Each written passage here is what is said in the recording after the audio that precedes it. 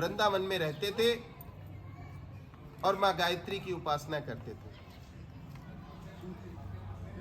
उन्होंने 14 पुरुषरण किए और 14 पुरुषरण करने के बाद गायत्री मंत्र की सिद्धि उन्हें नहीं मिल पाई, गायत्री माँ उन्हें सिद्ध नहीं हो पाई। तो उनके मन में एक निराशा का भाव आया और उन्होंने कहा कि इसका कोई फायदा नहीं, मैंने 14 गायत्री पुरुषरण किए और मुझे गायत्री सिद्ध नहीं हुई, तो मैं क्या करूंगा, इसका कोई फायदा नहीं। तो चले गए। फिर उन्होंने तांत्रिक साधना शुरू की, तांत्रिक साधना शुरू की, भैरव बाबा की पूजा शुरू की उन्होंने। कुछ ही दिनों बाद भैरव बाबा प्रसन्न हो गए और उनके पीछे से आवाज आई कि मांगो वत्स, तुम्हें क्या मांगना है। तो उन्होंने कहा कृपया करके आप अपना परिचय दे और मेरे सन्मुख आके खड़े हो। तो उन्होंने कहा मैं आपके सन्मुख आके नहीं खड़ा हो सकता, आपने गायत्री जप किया है, गायत्री मंत्र किया है और गायत्री साधना के प्रभाव से मैं आपके समक्ष नहीं खड़ा हो सकता।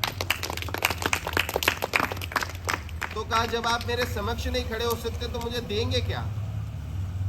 तो कृपा करके यही बता दीजिए कि गायत्री मंत्र जपते जपते इतने वर्ष मेरे गुजर गए, 14 पुरुषण मैंने कर लिए, लेकिन गायत्री मुझे सिद्ध नहीं हुई। तो उन्होंने कहा बेटा 14 पुरुषणों में 14 जन्मों के कर्म तुम्हारे कटे हैं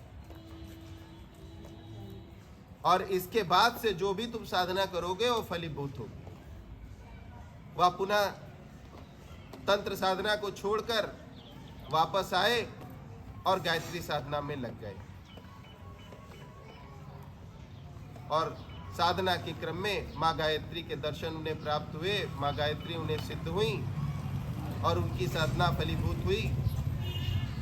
उनके द्वारा आयुर्वेद के संबंध में एक अच्छी सी पुस्तक लिखी गई है जो बहुत ही प्रसिद्ध है।